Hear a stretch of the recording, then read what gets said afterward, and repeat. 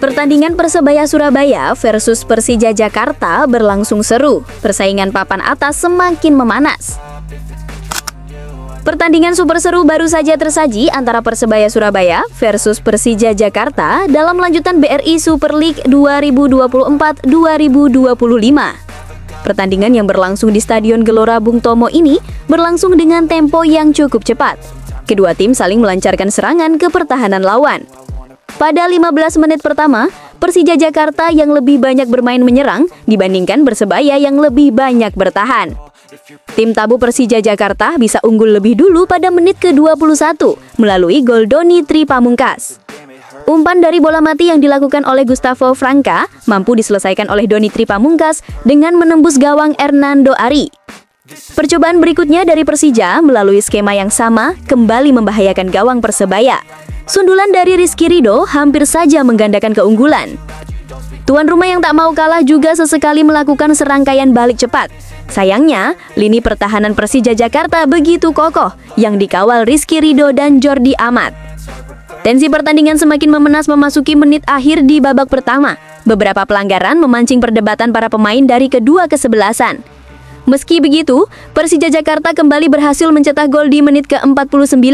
Mendapatkan bola rebound yang mengenai tiang gawang, Jordi Amat dengan mudah menceploskan bola ke gawang Persebaya Surabaya. Memasuki babak kedua, Persebaya mencoba mengejar ketertinggalannya. Gol pun datang di awal babak kedua. Sayangnya gol itu harus dianulir lantaran dianggap terlebih dahulu melakukan pelanggaran. Perjuangan Persebaya tak berhenti di situ saja. Mereka mencoba menekan dari berbagai sektor. Sayangnya hal itu cukup sulit dilakukan lini depan Persebaya Surabaya.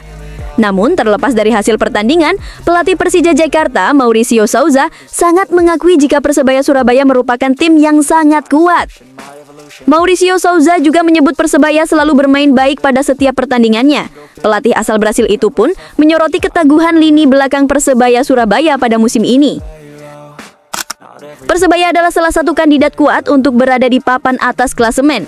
Mereka juga memiliki pertahanan yang kuat, jadi ini tidak mudah, ungkap Mauricio Souza. Jika Persija Jakarta terus-terusan meraih hasil positif, tentu hal ini akan sangat membuat persaingan di papan atas klasemen semakin memanas. Apalagi rival mereka, yakni Persib Bandung, baru saja meraih kemenangan fantastis saat mengalahkan PSBS Biak. Yap, hasil yang didapat Persija maupun Persib sama-sama menaikkan posisi mereka di klasemen Super League. Jelas, keberadaan dua tim ini di atas klasemen akan membuat papan atas terasa sangat seru. Ditambah lagi, rivalitas kedua tim sudah tak perlu diragukan lagi. Lantas, bagaimana nih menurut kalian melihat persaingan papan atas ini? Coba tulis pendapat dan pandangan kalian di kolom komentar ya.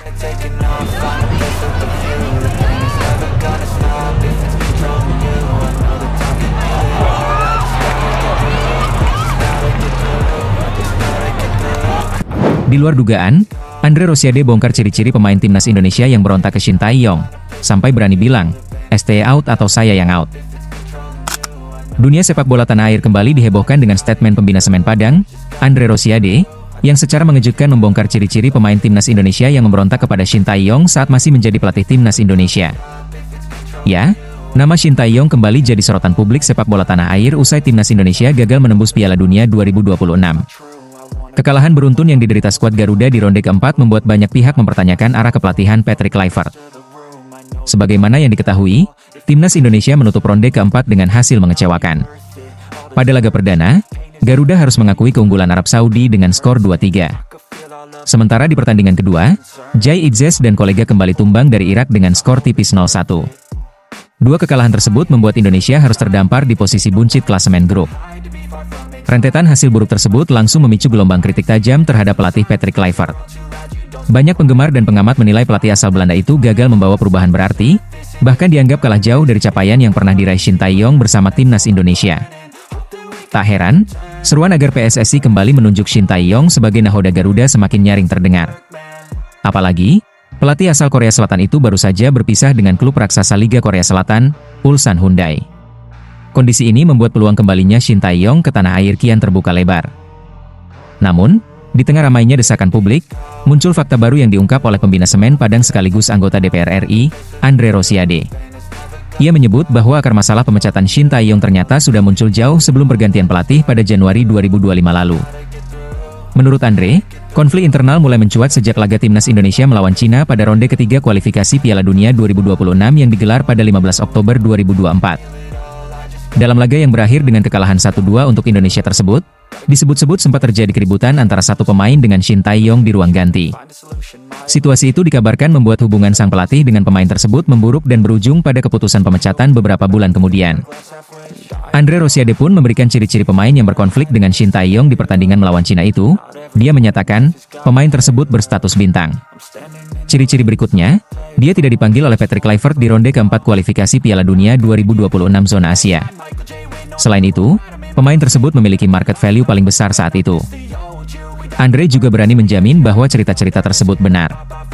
Bahkan, ada saksi yang melihat kejadian tersebut, yakni manajer timnas Indonesia, Sumarji, dan dokter skuad Garuda, Alvan Nur Asyar. Pemicu pemecatan Shin Tae-yong dimulai dari pertandingan timnas Indonesia melawan Cina di ronde ketiga pada 15 Oktober 2024. Ada pemain kita bilang begini, Shin Tae-yong out atau saya yang out. Kita ada saksinya di situ, Sumarji dan dokter timnas, berani gak Pak Marji bantah saya di atas Al-Quran. Pemain itu, alhamdulillah, tidak dipanggil. Dulu dia merasa market value paling besar. Ini gue pertanggungjawabkan, kalau tidak benar, nanti kita datangkan saksi Pak Marji dengan dokter Alvan. Ambil Al-Quran, ini harus dibongkar juga, ungkap Andre Rosiade dengan nada yang cukup tinggi.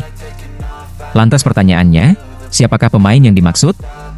Ya, jika melihat kondisi saat itu, nama Messi Hilgers paling dekat dengan ciri-ciri yang diungkapkan Andre Rosiade tersebut. Sebab kala itu, market value Messi Hilgers masih yang tertinggi di antara timnas Indonesia yang lain.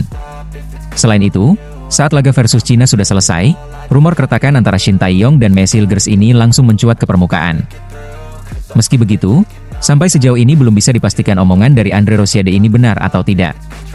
Sebab, pihak PSSI sendiri masih menutupi masalah ini dan sampai ronde keempat kualifikasi masih tetap bungkam tanpa satu kata pun. Namun yang jelas, kabar ini cukup mengejutkan sebagian fans timnas Indonesia.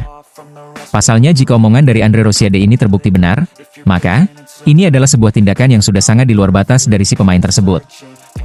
Lantas, gimana nih pendapat kalian Sobat Garuda tentang statement dari Andre Rosiade ini? Coba tulis pendapat dan keresahan kalian di kolom komentar. Ada pemain kita, ya bilang begini, stay out atau saya yang out. Ada yang begitu Pak. Beneran ini Pak. Beneran. Berani ya. Ini sorry nih Pak Andre, ini bisa dipertanggungjawabkan Pak Andre. Ya ini kita ada saksinya di situ. Pak Marji, dokter timnas. Ya berani nggak Pak Marji bantah saya di atas Al-Quran? Di atas Al-Quran. Kalau